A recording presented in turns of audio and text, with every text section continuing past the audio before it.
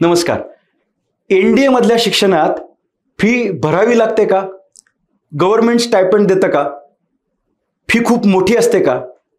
एनडीएचा प्रशिक्षणाचा खर्च पालकांना किती पडतो? या संदर्भात अनेक वेळा संभ्रम असतो आणि पक्की माहिती नसते. आजचा आपला व्हिडिओ आहे एनडीए मधलं प्रशिक्षण जे मिलिटरीच्या सेवांमध्ये जाण्यासाठीचं असतं. 12वी नंतर विद्यार्थी एनडीएला जातात. याचं एकूण शुल्क किती असतं आणि त्याचा खर्च कोण उचलतं याबद्दलची माहिती पाहूयात. एनडीए मधील कालावधी आहे एकूण 4 वर्षांचा. त्यातला पहिला 3 वर्षांचा कालावधी हा national defence academy Khadakwasla Pune या ठिकाणी असतो. हा 3 वर्षांचा कालावधी आहे आणि पुढचं 1 वर्ष जे आहे ते 1 वर्ष त्यांच्या हेडक्वार्टर्सला ज्या ज्या सर्व्हिसेस आहेत त्याप्रमाणे होत असतं.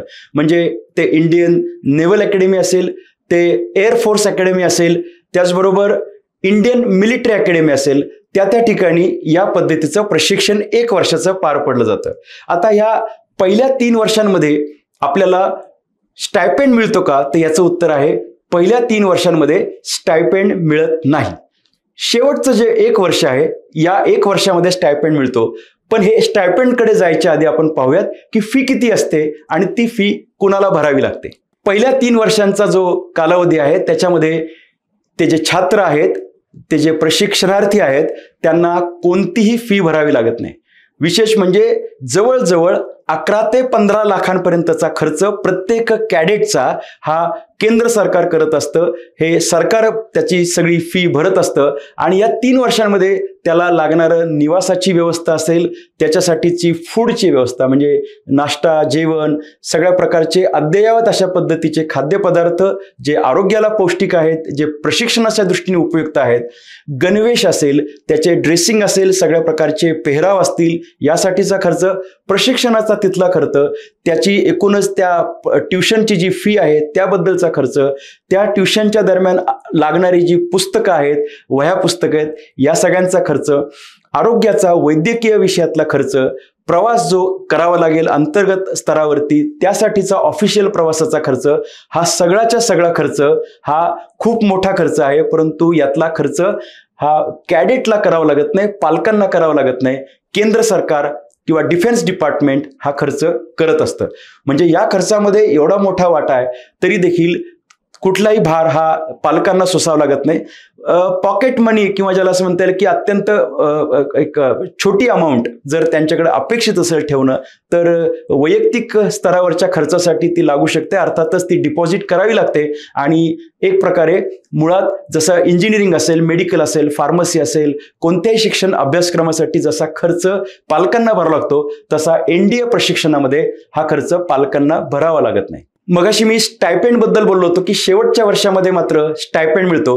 पहिल्या 3 वर्षात स्टायपेंड नसतो, फी शासन भरतं. शेवटच्या वर्षामध्ये स्टायपेंड मिळतो आणि तो किती असतो ते व्हिडिओच्या शेवटी मी सांगणार आहे.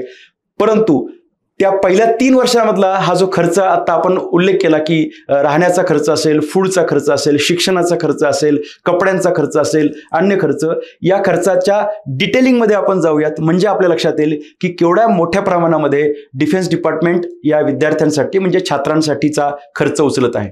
आपण पाहूयात की पहिला खर्च कोणता आहे. पहिला खर्च आहे की आपला मुक्कामाचा, राहण्याचा किंवा हॉस्टेलचा खर्च. एनडीएच्या वास्तूमध्येच, त्यांच्या कॅम्पसमध्येच ही राहण्याची व्यवस्था आहे.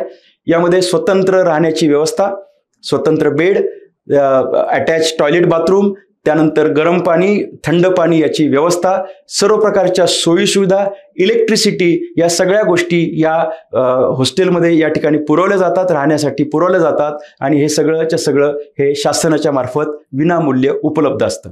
दुसरा महत्त्वाचा खर्च आहे तो म्हणजे खाण्यापिण्याचा खर्च. याच्यामध्ये अन्न म्हणजे अगदी सकाळचं दूध असेल, नाश्ता असेल, दुपारचं जेवण असेल, रात्रीचं जेवण असेल, मधल्या काळामध्ये ज्यूस असेल किंवा पोषक अशा पद्धतीचे जे आहार असतील, ह्या सगळ्या आहारांचा जे सीझनल पद्धतीने फळं असतील, या सगळ्या गोष्टी या पुरवल्या जातात. डाएट जो सुचवलेला आहे प्रशिक्षणार्थींना त्यांच्या ट्रेनिंगच्या दृष्टीने किंवा तब्येतीच्या दृष्टीने किंवा हेल्थ प्रमाणे, या सगळ्या गोष्टी या कोणत्याही प्रकारचं बंधन नसताना या प्रशिक्षणार्थींना उपलब्ध करून दिलेले असतात. त्याचं कारण भारताची सेवा करण्याचं मोठं कार्य ही मंडळी पुढे जाऊन करणार असतात.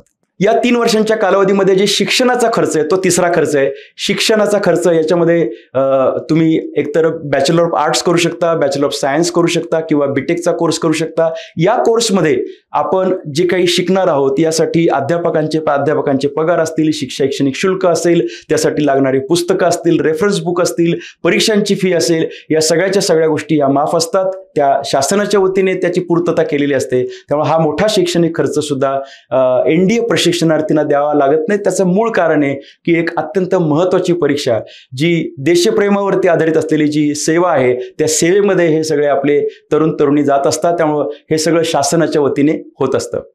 युनिफॉर्मचा जो खर्च आहे तो सुद्धा सगळा पुरवला जातो. त्याच्यामध्ये तुमचे प्रशिक्षणाचे युनिफॉर्म असतील, काही ॲक्टिव्हिटीसाठीचे वेगळे युनिफॉर्म्स असतील, शूज असतील, हेल्मेट्स असतील, ज्या गोष्टी आपल्याला या ठिकाणी अंगावर परिधान करायच्या त्या सगळ्या गोष्टी या शासनाच्या वतीने दिलेल्या असतात. वैद्यकीय सुविधांच्या बाबतीत जर बोलायचं झालं तर आजारपण समजा आला असेल तर त्या गोळ्या औषधा जी असतात, वैद्यकीय सेवा असतात त्या पुरवल्या जातात. त्यासोबतच जी एक पारंपरिक पद्धतीने आरोग्य तपासणी असते ही आरोग्य तपासणी नियमितपणे केली जात असते. हॉस्पिटलायझेशनचा खर्च जर असेल तर तोही त्याच ठिकाणी शासनाच्याही वतीने केला जातो. विमा जो असतो, इन्शुरन्स असतो, तो देखील शासनच त्याची पूर्तता विद्यार्थ्यांसाठी करत असते.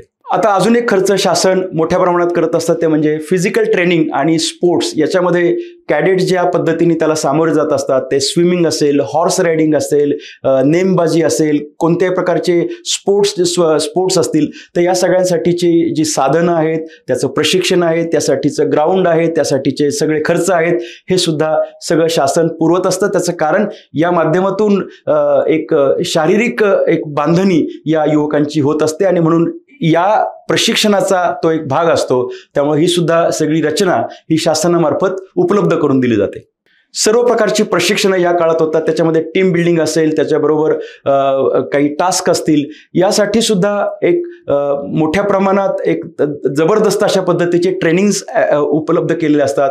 ते इन हाऊस असतील, ते आउट हाऊस असतील, ते एक उत्तम दर्जाच्या रचनेतून एक विद्यार्थ्यांसाठी ते पुरवलेले असतात आणि ही सुद्धा सुविधा ही डिफेन्स विभागातर्फे करण्यात येते. प्रशिक्षणाच्या दरम्यान जो ऑफिशियल ट्रॅव्हल असतो त्यामध्ये सुद्धा संपूर्ण व्यवस्था ही शासनाच्या मार्फतच केलेली असते आणि याच्यामध्ये स्वतःचा खर्च करण्याची गरज नसते. यामध्ये अगदी एनडीएचं प्रशिक्षण झाल्यानंतर त्यांच्या हेडक्वार्टर्सला जाण्याचा जो प्रवास असतो ती सुद्धा व्यवस्था ही निःशुल्क अशा पद्धतीची उपलब्ध करून दिलेली असते. आता या व्यतिरिक्त सांस्कृतिक कार्यक्रम असतील, स्पर्धा असतील, मनोरंजन असेल, वॉचिंग मूवीज असतील, या सगळ्या गोष्टी देखील कॅडेटसाठी या यंत्रणेमार्फत उपलब्ध करून दिलेल्या असतात. आता आपण जाऊयात स्टायपेंडकडे. शेवटच्या 1 वर्षामधला जो स्टायपेंड असतो तो नेमका किती असतो ते आपण पाहूयात.